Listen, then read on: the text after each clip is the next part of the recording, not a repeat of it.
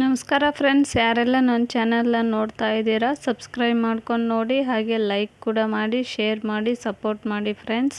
ಇವತ್ತು ನಾನು ಏನು ಮಾಡ್ತಾ ಇದ್ದೀನಪ್ಪ ಅಂದ್ರೆ ರೆಸ್ಟೋರೆಂಟ್ ಸ್ಟೈಲ್ನೊಳಗನ ಸೇಮ್ ಪನ್ನೀರ್ ಮಸಾಲ ಮಾಡ್ತಾ ಇದ್ದೀನಿ ನೋಡಿ. ನನ್ನ ಮಕ್ಕಳಿಗೆ ತುಂಬ ಫೇವ್ರೇಟ್ ಅಂತ ಹೇಳ್ಬೋದು. ಬನ್ನಿ ಮಾಡೋಣ. ನೋಡಿ, ಇಲ್ಲಿ ಒಂದು ಕಡಾಯಿ ಇಟ್ಕೊಂಡಿದ್ದೀನಿ. ಅದಕ್ಕೆ 2-3 ಟೇಬಲ್ ಸ್ಪೂನ್ ಆಗೋಷ್ಟು ಎಣ್ಣೆನ ಇದಕ್ಕೇ ಹಾಕ್ಕೊಂಡಿದ್ದೀನಿ. 1 ಸ್ಪೂನ್ ಆಗೋಷ್ಟು ತುಪ್ಪನ ಹಾಕಿದ್ದೀನಿ.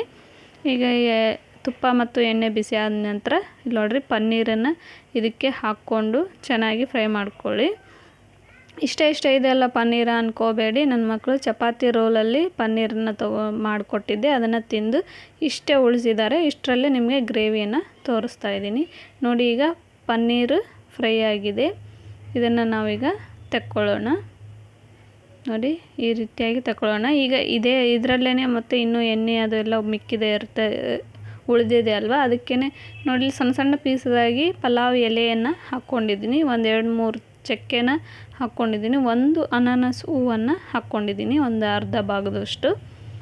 ಅದಕ್ಕೇ 1 ಟೇಬಲ್ ಸ್ಪೂನ್ ಆಗೋಷ್ಟು ಶುಂಠಿ ಬೆಳ್ಳುಳ್ಳಿ ಪೇಸ್ಟನ್ನು ಕೂಡ ಸೇರಿಸ್ಕೊಂಡಿದ್ದೀನಿ ನೋಡಿ. ಈಗ ಚೆನ್ನಾಗಿ ಅದನ್ನು ಬಾಡಿಸ್ಕೊಳ್ಳಿ. ಹಸಿ ವಾಸನೆ ಹೋಗೋವರೆಗೂ ಶುಂಠಿ ಬೆಳ್ಳುಳ್ಳಿ ಪೇಸ್ಟನ್ನು ಚೆನ್ನಾಗಿ ಫ್ರೈ ಮಾಡ್ಕೊಳ್ಳಿ.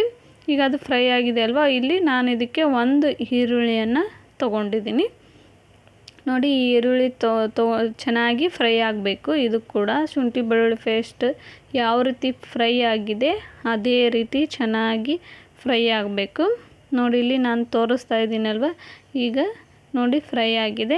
ಇದಕ್ಕೆ ನಾನು 2 ಟೊಮೆಟೊನ ತೊಗೊಂಡಿದ್ದೀನಿ, ರುಬ್ಬಿಟ್ಟು ಇದಕ್ಕೆ ಹಾಕ್ಕೊಳ್ತಾ ಇದ್ದೀನಿ ನೋಡಿ. ಟೊಮೆಟೊ ಪ್ಯೂರಿ ಅಂತೀವಲ್ಲ ಅದು ನೋಡಿ. ಈ ರೀತಿಯಾಗಿ 2 ಟೊಮೆಟೊಗಳನ್ನು ತೊಗೊಂಡು ರುಬ್ಕೊಂಡು ಈ ರೀತಿ, ಅದು ಕೂಡ ಟೊಮೆಟೊ ಹಸಿ ವಾಸನೆ ಹೋಗೋವರೆಗೂ ಸ್ವಲ್ಪ ಚೆನ್ನಾಗಿ ಬಾಡಿಸ್ಕೊಳ್ಳಿ. 1-2 ನಿಮಿಷ ಕೈ ಬಿಡದೇ ಇರೋ ರೀತಿ, ಇಲ್ಲಾಂದರೆ ಸೀದೋಗ್ಬಿಡುತ್ತೆ.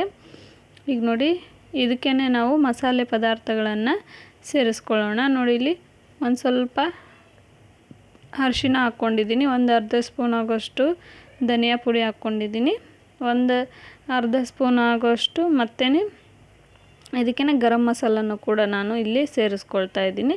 ಮತ್ತು 1.5 ಸ್ಪೂನ್ ಆಗೋಷ್ಟು ಖಾರದ ಪುಡಿನ ಹಾಕ್ಕೊಂಡಿದ್ದೀನಿ. ನಿಮಗೆ ಇನ್ನೂ ಖಾರ ಬೇಕಂದರೆ ಇನ್ನೊಂದು ಸ್ಪೂನ್ ಎಕ್ಸ್ಟ್ರಾ ಹಾಕ್ಕೊಳ್ಳಿ, ಇಲ್ಲ ಕಡಿಮೆ ಖಾರ ಬೇಕಂದರೆ 1 ಸ್ಪೂನನ್ನು ಹಾಕ್ಕೊಳ್ಳಿ.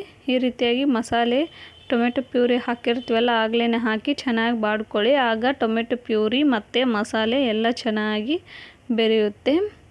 ಈಗ ನಾವು ಇದಕ್ಕೆ 1-2 ಸ್ಪೂನ್ ಆಗೋಷ್ಟು ಮೊಸರನ್ನು ಹಾಕ್ಕೊಳ್ಳೋಣ ನೋಡಿ. ನಾನು 2-3 ಸ್ಪೂನ್ ಆಗೋಷ್ಟು ಮೊಸರನ್ನು ಹಾಕ್ಕೊಂಡಿದ್ದೀನಿ. ಮೊಸರು ಹಾಕ್ಕೊಂಡ್ಮೇಲೆ ಇದಕ್ಕೇ ನಾವು ಸ್ವಲ್ಪ ರುಚಿಗೆ ತಕ್ಕಷ್ಟು ಉಪ್ಪನ್ನು ಕೂಡ ಹಾಕ್ಕೊಳ್ತಾ ಇದ್ದೀನಿ ನೋಡಿ. ಮೊಸರು ಹಾಕ್ಕೊಂಡ ತಕ್ಷಣವೇ ಉಪ್ಪನ್ನು ಕೂಡ ಸೇರಿಸ್ಕೊಳ್ತಾ ಇದ್ದೀನಿ. ಅದಕ್ಕೇ ಒಂದು ಸ್ವಲ್ಪ ಕಸೂರಿ ಮೇಥಿಯನ್ನು ಕೂಡ ಸೇರಿಸಿದ್ದೀನಿ ನೋಡಿ. ಚೆನ್ನಾಗಿ ಇದನ್ನು ಎಲ್ಲದು ಕಲಸಿ ನೋಡಿ. ಈ ರೀತಿಯಾಗಿ ಚೆನ್ನಾಗಿ ಕಲಸಿ, ನೀವು ಗಟ್ಟಿ ಮೊಸರು ಬೇಕಾದರೂ ಹಾಕ್ಕೊಳ್ಳಿ ಅಥವಾ ಮೊಸರನ್ನು ಬೀಟ್ ಮಾಡಿ ಹಾಗಾದರೂ ಹಾಕ್ಕೊಳ್ಳಿ, ಚೆನ್ನಾಗಿ ಬರುತ್ತೆ ನೋಡಿ. ಈ ರೀತಿಯಾಗಿ ಚೆನ್ನಾಗಿ ಕಲಿಸ್ಕೊಳ್ಳಿ. ನಾನಿಲ್ಲಿ ತೋರಿಸ್ತಾ ಇದ್ದೀನಲ್ವ, ಇದೇ ರೀತಿ ಮಾಡಿ ನೋಡಿ, ಚೆನ್ನಾಗಿರುತ್ತೆ. ಈಗ ಇದನ್ನು 1-2 ನಿಮಿಷ ಮುಚ್ಚಿಡೋಣ ನೋಡಿ. ಅದು ಎಲ್ಲ ಚೆನ್ನಾಗಿ ಮಸಾಲೆ ಎಲ್ಲ ಫ್ರೈ ಆಗಬೇಕು, ಆ ರೀತಿಯಾಗಿ ಎಣ್ಣೆ ಬಿಟ್ಕೊಳ್ಳುತ್ತೆ. ಓಪನ್ ಮಾಡ್ತಾ ಇದ್ದೀನಿ ನೋಡಿ ಎಷ್ಟು ಚೆನ್ನಾಗಿ ಫ್ರೈ ಆಗಿದೆ ನೋಡಿ. ಮಸಾಲೆ ಎಲ್ಲ ಫ್ರೈ ಆಗಿ ಮೇಲ್ಗಡೆ ಎಣ್ಣೆ ಬಂದಿದೆ ಅಲ್ವಾ, ಈ ರೀತಿ ಬಂದರೆ ಯಾವುದೇ ಮಸಾಲೆ ಆಗಲಿ ತುಂಬ ಟೇಸ್ಟಿಯಾಗಿ ಬರುತ್ತೆ. ಅದು ನಾವು ಹಾಕಿರೋ ಎಣ್ಣೆ ಬಿಡಬೇಕು ನೋಡಿ. ಈ ರೀತಿ ಎಣ್ಣೆ ಬಿಟ್ಟಿದೆ, ಆ ರೀತಿ ಬಿಟ್ಟರೆ ನಾವು ಯಾವುದೇ ಪಲ್ಯ ಆಗಲಿ, ಯಾವುದೇ ಗ್ರೇವಿ ಆಗಲಿ, ಮಸಾಲ ಐಟಮ್ ಆಗಲಿ ಮಾಡಿದರೆ ತುಂಬ ಚೆನ್ನಾಗಿ ಟೇಸ್ಟ್ ಬರುತ್ತೆ. ಮಾಡೋದಕ್ಕೆ ಒಂದು ಸ್ವಲ್ಪ ಟೈಮ್ ಕೊಡಬೇಕು, ತುಂಬ ಟೇಸ್ಟಿಯಾಗಿ ಬರುತ್ತೆ. ಈಗ ನೋಡಿ, ಸುತ್ತಲೆಲ್ಲ ಎಣ್ಣೆ ಯಾವ ರೀತಿ ಬಿಟ್ಕೊಂಡಿದೆ ಅಲ್ವಾ. ಈಗ ಆಗಲೇ ನಾವು ಫ್ರೈ ಮಾಡಿ ಇಟ್ಕೊಂಡಿದ್ವಲ್ಲ ಪನ್ನೀರನ್ನು, ಅದನ್ನು ಇದಕ್ಕೇ ಸೇರಿಸ್ಕೊಂಡು ಚೆನ್ನಾಗಿ ಈ ರೀತಿ ಕಲಿಸ್ಕೊಳ್ಳಿ. ಪನ್ನೀರ್ ಒಳಗಡೆನೂ ಕೂಡ ಉಪ್ಪು ಖಾರ ಹುಳಿ ಎಲ್ಲ ಚೆನ್ನಾಗಿ ಹಿಡ್ಕೋಬೇಕಲ್ಲ, ಹಾಗಾಗಿ ಚೆನ್ನಾಗಿ ಕಲಿಸ್ಬಿಟ್ಟು ಇದನ್ನು ಕೂಡ 1 ನಿಮಿಷ ಮುಚ್ಚಿಡ್ರಿ ಸಾಕು. 1 ನಿಮಿಷ ಅಂದರೆ ಸಾಕು, ಅದೆಲ್ಲ ಫ್ರೈ ಆಗಿರುತ್ತೆ ಆಲ್ರೆಡಿ, ತುಂಬ ಚೆನ್ನಾಗಿ ಬರುತ್ತೆ ನೋಡಿ. ಓಪನ್ ಮಾಡ್ತಾ ಇದ್ದೀನಿ ಅಲ್ವಾ ನೋಡಿ. ಈಗ ಪನ್ನೀರ್ ಕೂಡ ಚೆನ್ನಾಗಿ ಬೆಂದಿದೆ. ಮಸಾಲೆ ಕೂಡ ನೋಡಿ ಎಷ್ಟೊಂದು ಎಣ್ಣೆ ಬಿಟ್ಕೊಂಡಿದೆ. ನಾವು ಎಷ್ಟು ಹಾಕಿರ್ತೀವೋ ಅಷ್ಟು ಚೆನ್ನಾಗಿ ತಿರ್ಗಾ ಅದು ಬಿಟ್ಕೊಂಡಿದೆ ಅಲ್ವಾ. ಸೂಪರಾಗಿ ಬಂದಿರುತ್ತೆ. ಟೇಸ್ಟ್ ಕೂಡ ಚೆನ್ನಾಗಿ ಬಂದಿರುತ್ತೆ. ನೋಡಿ ಈ ರೀತಿಯಾಗಿ ಬರಬೇಕದು. ನೋಡಿ ತೋರಿಸ್ತಾ ಇದ್ದೀನಿ ಅಲ್ವಾ.